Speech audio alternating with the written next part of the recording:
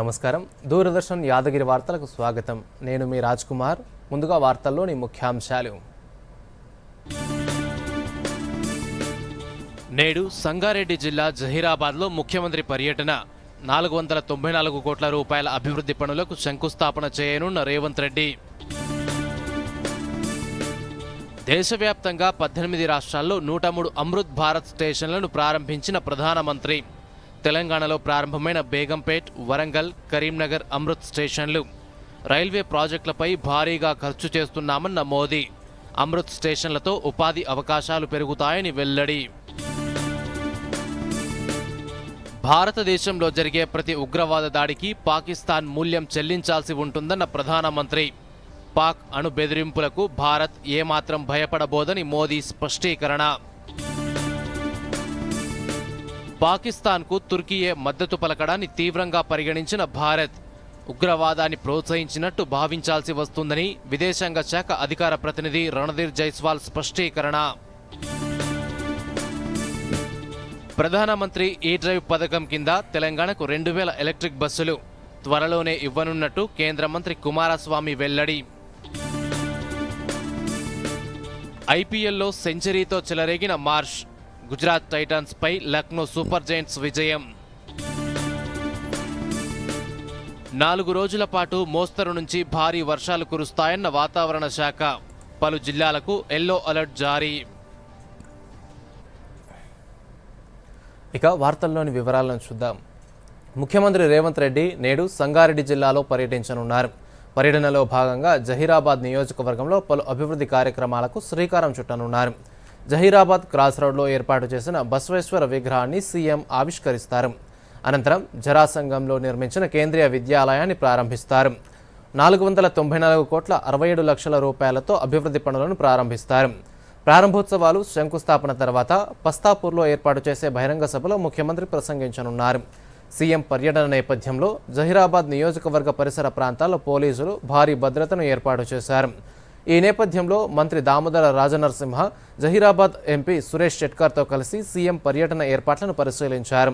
ముఖ్యమంత్రి పర్యటన నేపథ్యంలో ప్రజలకు ఎలాంటి ఇబ్బందులు కలగకుండా చర్యలు తీసుకోవాలని అధికారులను ఆదేశించారు.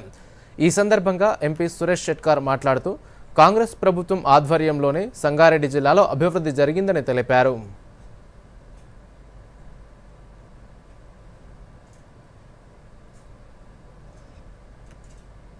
మా ముఖ్యమంత్రి రేవంత్ రెడ్డి గారు అతను తప్పకుండా జహీరాబాద్ను ఒక భవిష్యత్తు అంటే మేము చూస్తున్న మా కార్యక్రమాలు ముందుకు వెళ్తా ఉన్నాయి, కళ్ళకు కనిపిస్తూ ఉన్నాయి. మరి అన్ని విధాలుగా ఇప్పుడు రహదారుల విషయంలో కూడా మేము చూస్తూ ఉన్నాం. ఇప్పుడు మన జహీరాబాద్ బీదర్ కూడా ప్రతిపాదన సిద్ధమవుతా ఉన్నాయి. మళ్ళీ మిడల్ కుంటా టు అల్లాదూర్ కూడా నేషనల్ హైవేగా కన్వర్షన్కు మన ప్రయత్నాలు జరుగుతూ ఉన్నాయి. అన్ని విధాలుగా రేపు జహీరాబాద్ వరకు కూడా ఎక్స్ప్రెస్ వే, ఇప్పుడు సంగారెడ్డి వరకు ఎక్స్ప్రెస్ వే పనులు నడుస్తున్నాయి. రేపు ఇంకో సంవత్సరం 2 సంవత్సరాలు అయితే ఇక్కడ కూడా జహీరాబాద్ వరకు కూడా ఎక్స్ప్రెస్ వే, హైవే కూడా చేసే కార్యక్రమాలు మనకు రాబోతూ ఉన్నాయి. అంటే ఇవన్నీ ఒక మంచి అభివృద్ధి కార్యక్రమాలు, ఒక భవిష్యత్తున్న జహీరాబాద్కు కాంగ్రెస్ హయాంలో వస్తున్నాయి. ఇదేం చేయలేదు, మీకు అడిగే హక్కు లేదు. ప్రధానమంత్రి నరేంద్ర మోదీ రాజస్థాన్లోని బికనేర్ నుంచి దేశవ్యాప్తంగా 103 అమృత్ భారత్ రైల్వే స్టేషన్లను వీడియో కాన్ఫరెన్స్ ద్వారా ప్రారంభించారు. వీటితో పాటు 26,000 కోట్ల రూపాయల విలువైన రైల్వే, రోడ్డు ప్రాజెక్టులకు కూడా శంకుస్థాపన, ప్రారంభోత్సవాలు చేశారు. ఈ కార్యక్రమంలో ఆపరేషన్ సింధూర్పై కూడా మోదీ కీలక వ్యాఖ్యలు చేశారు. దీనికి సంబంధించి మరిన్ని వివరాలు చూద్దాం. రైల్వే మౌలిక సదుపాయాల్లో ఒక నూతన అధ్యాయం మొదలైంది. రైలు ప్రయాణికులకు ప్రపంచస్థాయి ప్రమాణ సౌకర్యాలు కల్పించే లక్ష్యంతో నిర్మించిన అమృత్ భారత్ స్టేషన్లను ప్రధాని జాతికి అంకితం చేశారు. 1300కు పైగా స్టేషన్లలో 103 స్టేషన్లను ప్రధాని రాజస్థాన్ బికనీర్లోని దేస్నోక్ రైల్వే స్టేషన్ నుంచి వర్చువల్గా ప్రారంభించారు.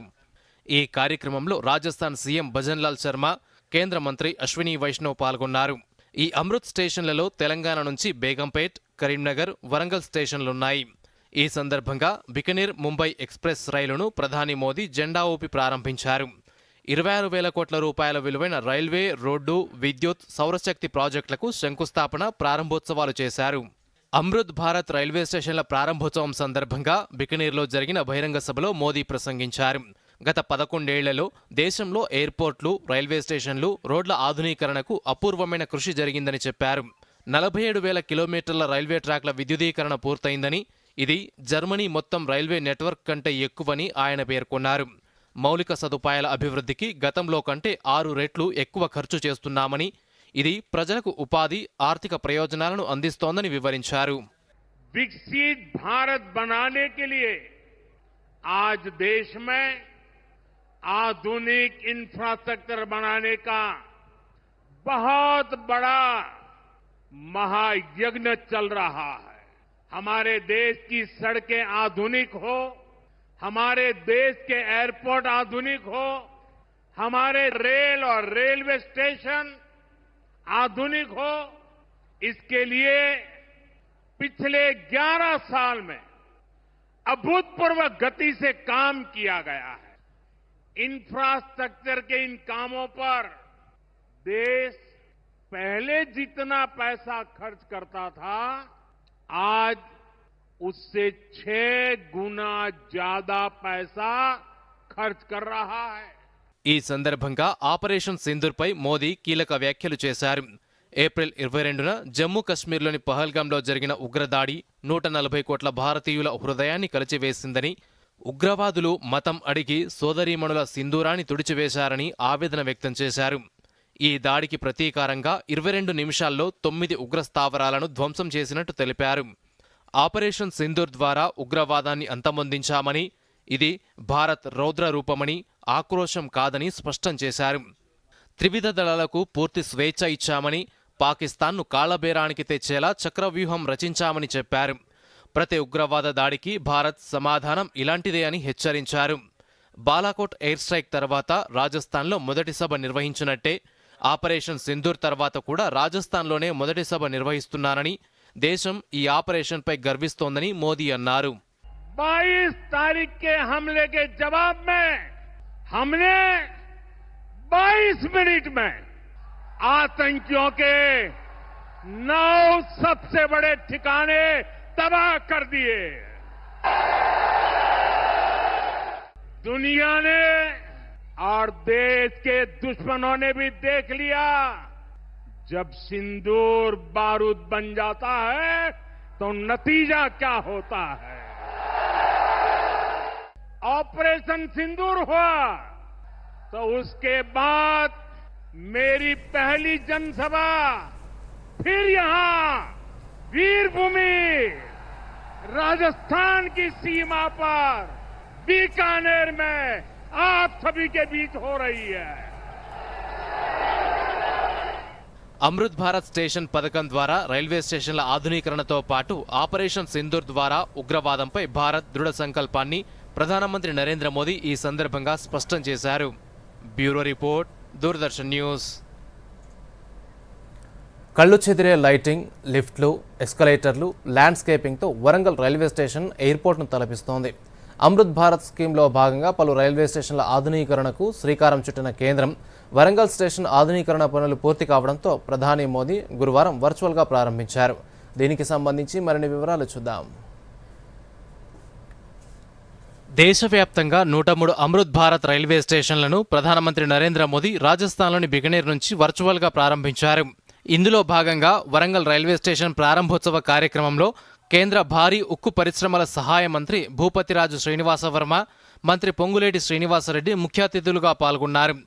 వీరితో పాటు శాసనమండలి డిప్యూటీ చైర్మన్ బండ ప్రకాష్, ఎంపీలు డీకే అరుణ, ఈటెల రాజేందర్, కడియం కావ్య తదితరులు హాజరయ్యారు.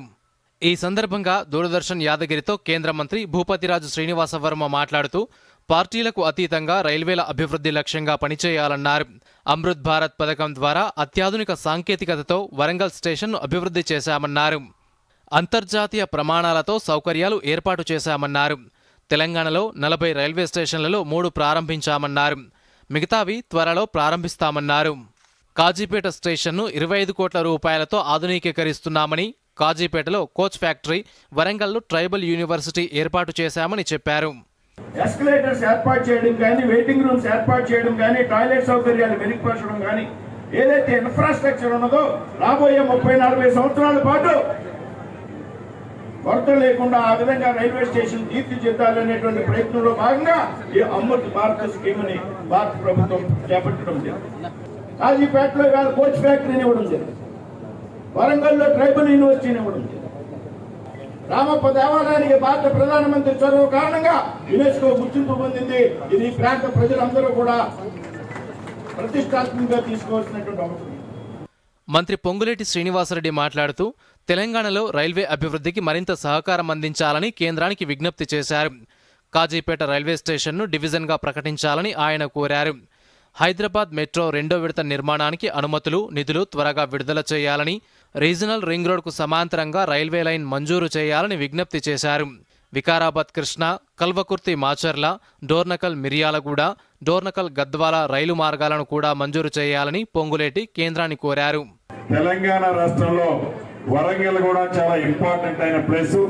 ప్రధానంగా ఈ కాజీపేటకు సంబంధించింది ఇటు సౌత్ కి ఇటు నార్త్ కి జంక్షన్ పాయింట్.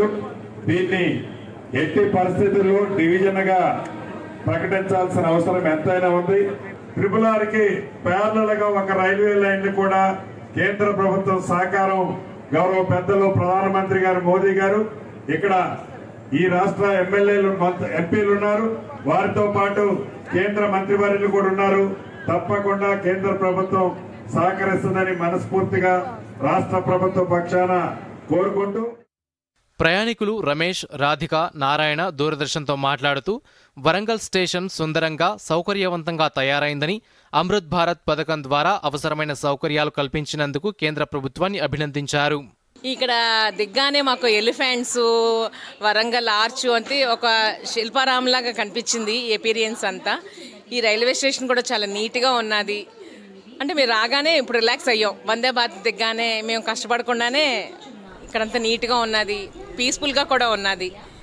మేము ఇంకో హాఫ్ అన్ అవర్ ముందు వచ్చాము, కానీ అక్కడ వెయిట్ చేయకుండానే ఇక్కడ ఈ రూమ్ రెస్ట్ తీసుకుంటున్నామని చాలా బాగున్నాయండి.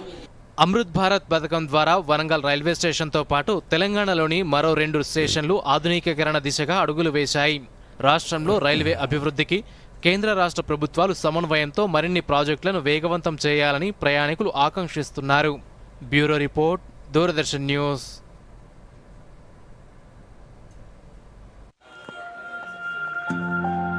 ఇది చూపించండి.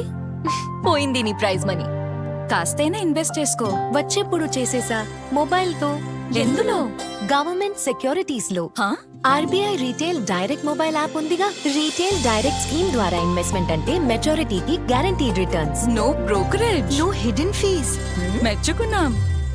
నిన్ను కాదు, యాప్ ని. ఆర్బీఐ అంటోంది తెలివిగా ఆలోచించండి, అప్రమత్తంగా ఉండండి. వార్తలకు పునఃస్వాగతం. రబీ సీజన్లో రైతులు పండించిన ధాన్యం చివరి గింజ వరకు కొనుగోలు చేసేందుకు రాష్ట్ర ప్రభుత్వం సిద్ధంగా ఉందని పౌర సరఫరాల శాఖ మంత్రి ఎన్ ఉత్తమ్ కుమార్ రెడ్డి స్పష్టం చేశారు. ధాన్యం కొనుగోలు విషయంలో బీఆర్ఎస్ ప్రతిరోజు అబద్ధాలు ప్రచారం చేస్తోందని ఆగ్రహం వ్యక్తం చేశారు. గత ప్రభుత్వ హయాంతో పోలిస్తే కాంగ్రెస్ ప్రభుత్వమే రైతుల నుంచి భారీగా ధాన్యం కొనుగోలు చేస్తోందని పేర్కొన్నారు. మే 22వ తేదీ నాటికి 3 రబీ సీజన్లలో కొనుగోలు చేసిన ధాన్యం లెక్కల గణాంకాలను మంత్రి ఉత్తమ్ కుమార్ రెడ్డి ఓ ప్రకటనలో విడుదల చేశారు. 2022-23 రబీలో అప్పటి ప్రభుత్వం 36.63 లక్షల టన్నుల ధాన్యం మాత్రమే కొనుగోలు చేసిందన్నారు. ఈ రబీ సీజన్లో కాంగ్రెస్ ప్రభుత్వం 60.61 లక్షల టన్నులు ధాన్యం సేకరించిందని, బీఆర్ఎస్ హయాంతో పోలిస్తే ఏకంగా 24 లక్షల టన్నులు అధికమని మంత్రి ఉత్తమ్ కుమార్ రెడ్డి వివరించారు.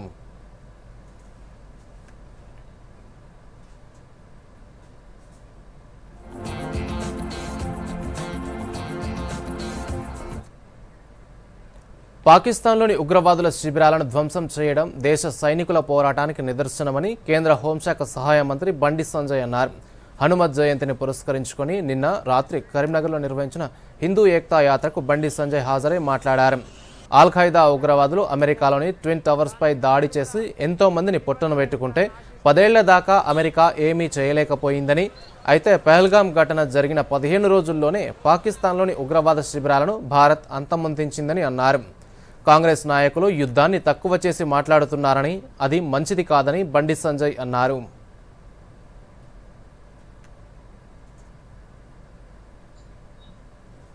అగ్రరాజ్యం అని చెప్పుకునే అమెరికా ట్విన్ టవర్స్ మీద ఇదే అల్ ఖైదా ఉగ్రవాదులు దాడి చేసి 3,000 మందిని చంపి 6,000 మందిని గాయాల పాలు చేసిన తర్వాత కూడా 10 సంవత్సరాల వరకు కూడా ఉగ్రవాద శిబిరాలను ధ్వంసం చేయని దేశం అగ్రరాజ్యం అని చెప్పుకునే అమెరికా దేశం.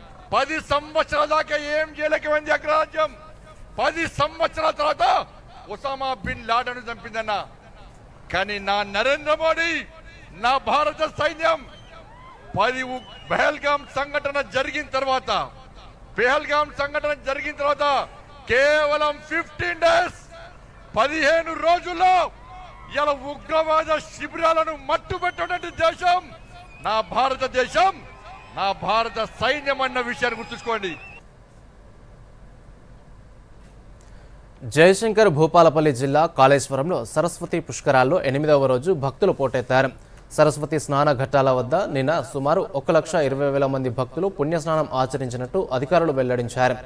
హైదరాబాద్, వరంగల్, ఖమ్మం, విజయవాడ, మహారాష్ట్ర, ఛత్తీస్గఢ్ల నుంచి భారీగా భక్తజనం తరలివచ్చారు.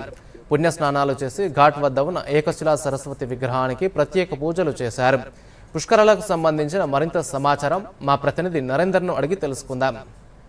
చెప్పండి నరేందర్, సరస్వతి పుష్కరాలు ఎలా కొనసాగుతున్నాయి? భక్తుల తాకిడి ఏ విధంగా ఉంది?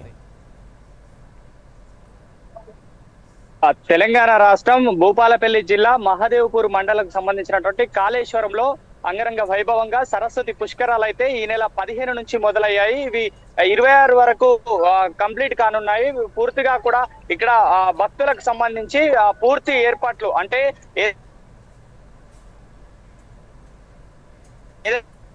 అయితే 15 నుంచి 26 వరకు నిర్వహించేటువంటి ఈ యొక్క పుష్కరాలకి అవాంఛనీయ సంఘటనలు ఎదురు కాకుండా సులువైన పద్ధతిలో అంటే ఆ పుష్కరాలకు వచ్చేటువంటి వాళ్ళు ఎక్కడి నుంచి అంటే మనకు మామూలుగా తెలంగాణ నుంచి పలు జిల్లాల నుంచి, అదే విధంగా ఆంధ్రప్రదేశ్, మహారాష్ట్ర, ఇటున్నటువంటి ఛత్తీస్గఢ్ ఈ యొక్క ప్రాంతాల నుంచి అయితే ఇక్కడ పుష్కర స్నానాన్ని ఆచరించేందుకైతే వస్తూ ఉన్నటువంటి పరిస్థితి అయితే మనం ప్రస్తుతం చూడొచ్చు. అయితే ఇక్కడ పుష్కరాలు మొదలైనప్పటి నుంచి వేలాదిగా భక్తులు తరలి వస్తూ ఇక్కడ పవిత్ర స్నానాలు ఆచరిస్తూ ఈ యొక్క కాళేశ్వర ముక్తీశ్వర స్వామిని అయితే దర్శించుకునేటువంటి అదైతే చేస్తున్నారు.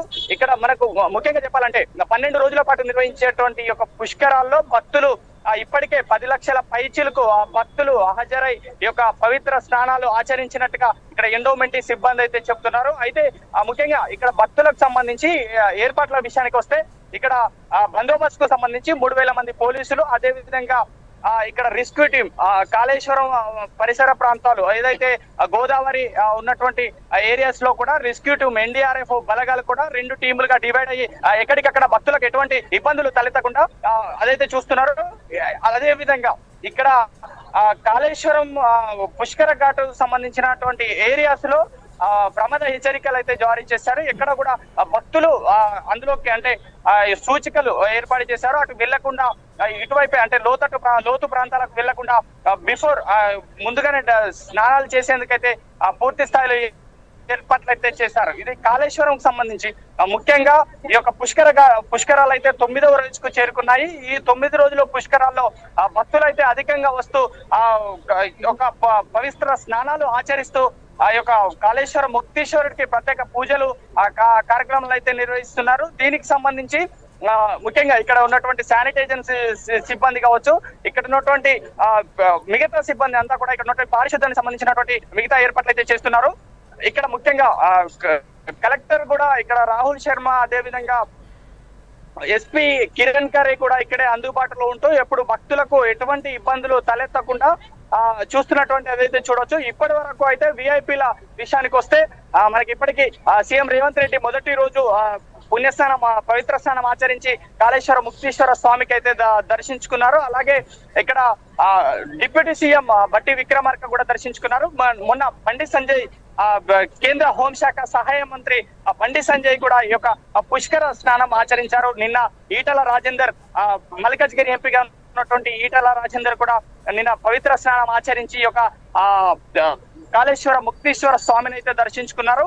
పూర్తిగా కూడా కాళేశ్వరంలో ఎటువంటి ఇబ్బందులు ఈ యొక్క పుష్కర ఘాట్ల వద్ద కానీ ఒక టెంపుల్ ఆవరణలో కానీ ఎటువంటి ఇబ్బందులు తలెత్తకుండా పూర్తి స్థాయిలో కూడా ఇక్కడ టెంపుల్ వద్ద క్యూ లైన్లను అయితే ఏర్పాటు చేశారు. ఇక్కడ విఐపి గ్యాలరీస్ అంటే భక్తులు వివిధ రాష్ట్రాల నుంచి జిల్లాల నుంచి వచ్చేటువంటి భక్తులు పార్కింగ్ కు సులువైన పద్ధతిలో పార్కింగ్ ఉండే విధంగా ఇక్కడ ఏర్పాట్లు అయితే చేశారు. అదే విధంగా ఏదైతే బస్ స్టాండ్ లో దిగినటువంటి భక్తులు అక్కడి నుంచి ఫ్రీ బస్సుల్లో ఇక్కడికి పుష్కర ఘాట్ కు చేరుకునేందుకు ప్రత్యేక బస్సులు అయితే ఏర్పాటు చేస్తారు. ఇప్పటికే స్పెషల్ బస్సుల విషయానికి వస్తే 47 బస్సులు నార్మల్ గా ఎప్పుడు కంటిన్యూగా నడిచే బస్సులు, 70 బస్సులను అదనంగా స్పెషల్ బస్సులను అయితే ఏర్పాటు చేశారు. ఈ యొక్క భక్తులకు పూర్తిగా ఎటువంటి ఇబ్బందులు అయితే తలెత్తకుండా ఎప్పటికప్పుడు కలెక్టర్ అదేవిధంగా ఎస్పీ ఎప్పుడు పర్యవేక్షణలో ఉంటున్నారు. అలాగే పారిశుద్ధ్యానికి సంబంధించినటువంటి సిబ్బంది కావచ్చు, ఇక్కడ ఉన్నటువంటి ఎండోమెంట్ సిబ్బంది కావచ్చు, ఎప్పటికప్పుడు భక్తులకు ఒక సమాచారాన్ని చేరవేసే విధంగా అంటే పుష్కర స్నానానికి సంబంధించి వెళ్ళేటువంటి ఘాట్లకు సంబంధించినటువంటి సూచికలు అయితే ఏర్పాటు చేశారు. ఎక్కడ కూడా ఇబ్బంది తలెత్తకుండా అంటే వర్ష సూచన ఉంది, ఇప్పటికే 2-3 రోజులుగా వర్షాలు కూడా కురుస్తున్నాయి. అయినప్పటికీ కూడా భక్తులకు ఎటువంటి ఇబ్బందులు తలెత్తకుండా ఎప్పటికప్పుడు శానిటైజర్ సిబ్బంది ఇక్కడ ఉన్నటువంటి బురద ప్రాంతాలను అయితే క్లియర్ చేసే ప్రయత్నం చేస్తున్నారు. బ్లీచింగ్ పౌడర్ తో ఆ ప్రాంతాలను అయితే క్లీన్ చేసే ప్రయత్నం చేస్తున్నారు. చెత్త కూడా ఎక్కడ కూడా ప్లాస్టిక్ చెత్త కూడా ఉండకుండా ఎప్పటికప్పుడు క్లీన్ చేసేటువంటి ప్రయత్నం అయితే చేస్తున్నారు. ఇది ములుగు జిల్లా, ఇది భూపాలపల్లి జిల్లాకు సంబంధించినటువంటి కాళేశ్వరంలో పుష్కరాలకు సంబంధించినటువంటి స్పెషల్ ఫోకస్. ధన్యవాదాలు నరేందర్. ఇప్పుడు చిన్న విరామం.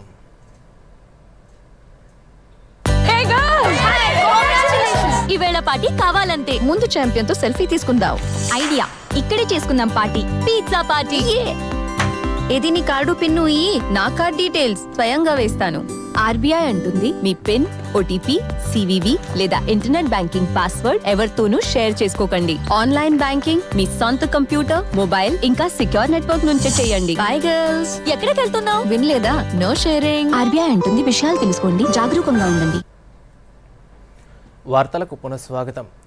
విద్యతో పాటు మానసిక ఒత్తిళ్లను అధిగమించేందుకు క్రీడలు ఎంతో దోహదపడతాయని బోధన్ నియోజకవర్గ ఎమ్మెల్యే సుదర్శన్ రెడ్డి అన్నారు. జాతీయ, అంతర్జాతీయ స్థాయి క్రీడల్లో నిజామాబాద్ జిల్లాకు ప్రత్యేక స్థానం ఉందని చెప్పారు. నిజామాబాద్ జిల్లా కేంద్రంలోని ఉమెన్స్ కళాశాల మైదాన ప్రాంగణంలో మహిళా ఫుట్బాల్ లీగ్ ముగింపు కార్యక్రమంలో ఎమ్మెల్యే సుదర్శన్ రెడ్డి ముఖ్య అతిథిగా హాజరై విజేతలకు బహుమతులు ప్రదానం చేశారు. ఈ సందర్భంగా ఎమ్మెల్యే మాట్లాడుతూ జాతీయ, అంతర్జాతీయ స్థాయిలో వివిధ క్రీడల్లో రాణిస్తూ నిజామాబాద్ జిల్లాకు చెందిన మహిళా క్రీడాకారులు సత్తా చాటుతున్నారని అన్నారు. రాష్ట్ర ప్రభుత్వం రాష్ట్ర స్థాయి క్రీడలను ప్రోత్సహిస్తూ 350 కోట్ల రూపాయల నిధులను మంజూరు చేయనున్నట్టు సీఎం రేవంత్ రెడ్డి తెలిపారని ఎమ్మెల్యే చెప్పారు. జాతీయ స్థాయి ఫుట్బాల్ క్రీడాకారులు మాట్లాడుతూ రాష్ట్ర వ్యాప్తంగా ప్రతి ఏటా ఈ ఫుట్బాల్ క్రీడలను నిర్వహించడం సంతోషంగా ఉందన్నారు. జాతీయ, అంతర్జాతీయ స్థాయిలో రాణించేందుకు క్రీడాకారులకు ప్రభుత్వం అండగా నిలవాలని వారు విజ్ఞప్తి చేశారు.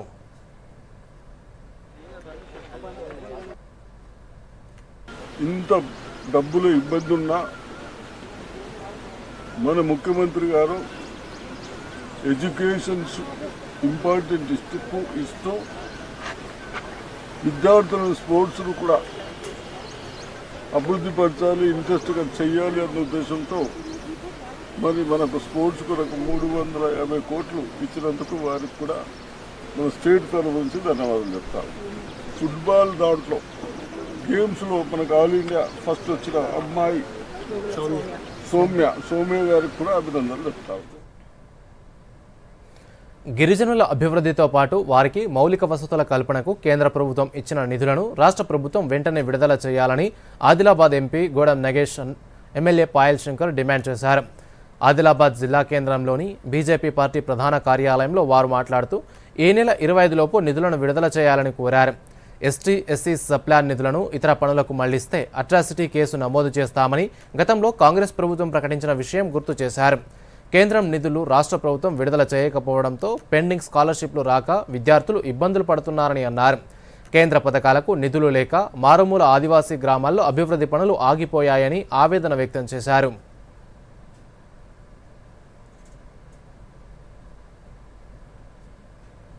ఈ రాష్ట్రమైనటువంటి గిరిజనులు సంబంధించినటువంటి ఈ నిధులు ఎట్టి పరిస్థితులు, ఎందుకంటే నిన్న మొన్న అక్కడ పోయి ఏదో మేము ఉద్ధరిస్తున్నామని చెప్పినట్టు, ఎందుకంటే నీ దగ్గర డబ్బులు లేవు మాకు తెలుసు, ఉన్న డబ్బులు మా డబ్బులు కేంద్రం ఇచ్చినటువంటి డబ్బులు రిలీజ్ చేయమని చెప్పేసి మేము అడుగుతా ఉన్నాం, డిమాండ్ చేస్తా ఉన్నాం. ఏదో మిమ్మల్ని బెగ్గింగ్ చేస్తలేం, మా డబ్బులు మాకేమని చెప్పేసి ఈ ప్రభుత్వం యొక్క, ఎందుకంటే లేని దాన్ని ఏదో డాంబికాలు కొడతా ఉన్నారు. వచ్చిందని ఇవ్వమని చెప్పేసి ఈ సందర్భంగా మేము డిమాండ్ చేస్తూ ఇవ్వాలని చెప్పేసి ఈ సందర్భంగా తెలియజేస్తూ ఎస్సీ ఎస్టీల నిధుల గురించి సప్లా నిధుల గురించి చట్టాలు తయారైనా నిధులు విడుదలలో మాత్రం ఈ కాంగ్రెస్ ప్రభుత్వం జాప్యం చేస్తున్నట్టు భారతదేశంలో ఏ రాష్ట్రంలో కూడా ఏ ప్రభుత్వాలు కూడా ఇంత నిర్లక్ష్యంగా వ్యవహారం చేయయి. వేల కోట్ల రూపాయలు మంజూరులు ఇచ్చి ఎస్సీ ఎస్టీలకు సంబంధించిన అభివృద్ధి కార్యక్రమాల విషయంలో కాంగ్రెస్ పార్టీ పూర్తిగా ఆ వర్గాలకు పూర్తిగా అన్యాయం చేస్తూ ఉన్నది. ఎస్సీ ఎస్టీలని మిగతా వర్గాలందరినీ కూడా సమీకరించి ఈ ప్రభుత్వం మీద ఒత్తిడి చేసి ఆ వర్గాలకు న్యాయం చేసే విధంగా భారతీయ జనతా పార్టీ ప్రయత్నం చేస్తుందని సందర్భంగా తెలియజేస్తా ఉన్నా. పహల్గామ్ ఉగ్రదాడికి ప్రతీకారంగా భారత సైన్యం చేపట్టిన ఆపరేషన్ సింధూర్పై ఉపరాష్ట్రపతి జగదీప్ ధన్కర్ ప్రశంసలు కురిపించారు. గోవా రాజ్భవన్లోని వామన్ వృక్షకళా ఉద్యానవనంలో ప్రాచీన భారతీయ వైద్యులు చరక సుశ్రుతుల కాంస్య విగ్రహాలను ఆవిష్కరించిన అనంతరం ఆయన మాట్లాడారు. ఆపరేషన్ సింధూర్ ద్వారా ఉగ్రవాదానికి శిక్ష తప్పదని, ఉగ్రముఖలు ఎక్కడ దాక్కున్నా ఏరివేస్తామనే సందేశాన్ని పంపామన్నారు. సంపూర్ణ విశ్వాసం, ధైర్యంతో గతంలో కంటే భారత్ ఇప్పుడు భిన్నంగా ఉందన్న ఉపరాష్ట్రపతి ఉగ్రవాదాన్ని ఎట్టి పరిస్థితుల్లోనూ ఉపేక్షించేది లేదన్నారు. దేశం గర్వపడేలా చేసినందుకు సాయుధ దళాలకు సెల్యూట్ చేస్తున్నట్టు చెప్పారు.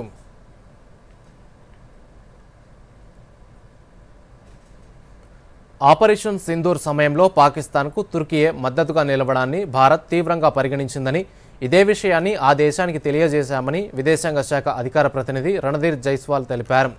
పాకిస్తాన్కు మద్దతిస్తే సీమాంతర ఉగ్రవాదాన్ని తుర్కీయే ప్రోత్సహించినట్టు భావించాల్సి వస్తుందనే సందేశాన్ని పంపామని స్పష్టం చేశారు. ఉగ్రవాదాన్ని పాకిస్తాన్ ఓ విధానపరమైన సాధనంగా ఉపయోగించకుండా నిరోధించాలన్నారు.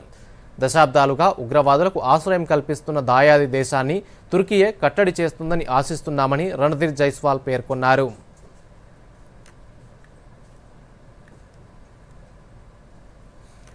ఆపరేషన్ సింధూర్ ఇంకా కొనసాగుతోందని విదేశీ వ్యవహారాల శాఖ మంత్రి ఎస్ జయశంకర్ స్పష్టం చేశారు. పహల్గామ్ తరహాలో మరో ఉగ్రదాడి జరిగితే భారతదేశం తప్పకుండా స్పందిస్తుందని, ఉగ్రవాదులు పాకిస్తాన్లో ఎక్కడున్నా వేటాడి మరీ దాడి చేస్తుందని చెప్పారు.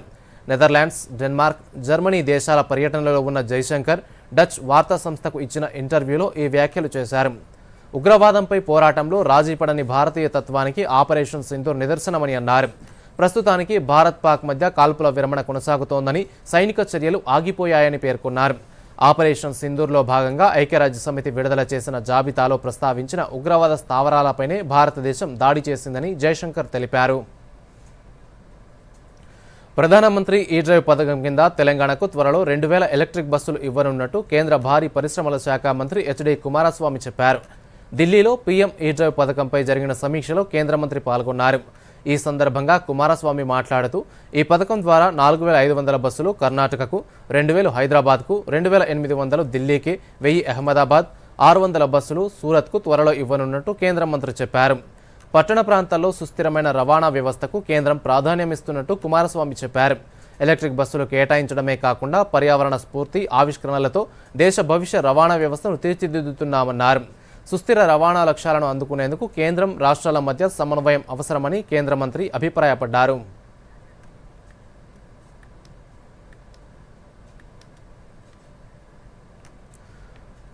ఐపీఎల్ 2025లో భాగంగా గుజరాత్ టైటన్స్తో జరిగిన పోరులో లక్నో సూపర్ జైంట్స్ 33 పరుగుల తేడాతో విజయం సాధించింది.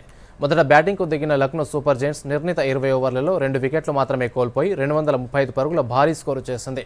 మిచెల్ మార్ష్ 64 బంతుల్లో 117 పరుగులతో శతక్ కొట్టగా, నికోలస్ పూరన్ 27 బంతుల్లో 56 పరుగులతో చెలరేగాడు. అనంతరం గుజరాత్ నిర్ణీత 20 ఓవర్లలో 9 వికెట్లకు 202 పరుగులు మాత్రమే చేసింది. షారుఖ్ ఖాన్ 29 బంతుల్లో 57 పరుగులు, రూథర్ఫోర్డ్ 22 బంతుల్లో 38 పరుగులు చేసి రాణించారు. ఇక వార్తలు ముగించే ముందు ముఖ్యాంశాలు మరోసారి. నేడు సంగారెడ్డి జిల్లా జహీరాబాద్లో ముఖ్యమంత్రి పర్యటన. 494 కోట్ల రూపాయల అభివృద్ధి పనులకు శంకుస్థాపన చేయనున్న రేవంత్ రెడ్డి. దేశవ్యాప్తంగా 18 రాష్ట్రాల్లో 103 అమృత్ భారత్ స్టేషన్లను ప్రారంభించిన ప్రధానమంత్రి. తెలంగాణలో ప్రారంభమైన బేగంపేట్, వరంగల్, కరీంనగర్ అమృత్ స్టేషన్లు. రైల్వే ప్రాజెక్టులపై భారీగా ఖర్చు చేస్తున్నామన్న మోదీ. అమృత్ స్టేషన్లతో ఉపాధి అవకాశాలు పెరుగుతాయని వెల్లడి. భారతదేశంలో జరిగే ప్రతి ఉగ్రవాద దాడికి పాకిస్తాన్ మూల్యం చెల్లించాల్సి ఉంటుందన్న ప్రధానమంత్రి. పాక్ అణు బెదిరింపులకు భారత్ ఏమాత్రం భయపడబోదని మోదీ స్పష్టీకరణ. పాకిస్తాన్కు తుర్కీయే మద్దతు పలకడాన్ని తీవ్రంగా పరిగణించిన భారత్ ఉగ్రవాదాన్ని ప్రోత్సహించినట్టు భావించాల్సి వస్తుందని విదేశాంగ శాఖ అధికార ప్రతినిధి రణధీర్ జైస్వాల్ స్పష్టీకరణ. ప్రధానమంత్రి ఈ డ్రైవ్ పథకం కింద తెలంగాణకు 2000 ఎలక్ట్రిక్ బస్సులు త్వరలోనే ఇవ్వనున్నట్టు కేంద్ర మంత్రి కుమారస్వామి వెల్లడి. ఐపీఎల్లో సెంచరీతో చెలరేగిన మార్ష్, గుజరాత్ టైటాన్స్ పై లక్నో సూపర్ జైంట్స్ విజయం. 4 రోజుల పాటు మోస్తరు నుంచి భారీ వర్షాలు కురుస్తాయన్న వాతావరణ శాఖ. పలు జిల్లాలకు ఎల్లో అలర్ట్ జారీ. దూరదర్శన్ యాదగిరి వార్తలను ఇప్పుడు సోషల్ మీడియాలో కూడా చూడొచ్చు. యూట్యూబ్ అయితే డిడి న్యూస్ తెలంగాణ, ఎక్స్ వేదికగా అయితే DD news Telangana @DD Yadagiri news, Facebook అయితే డిడి న్యూస్ తెలంగాణలో చూసి సబ్స్క్రైబ్ చేసి లైక్ చేయండి, షేర్ చేయండి.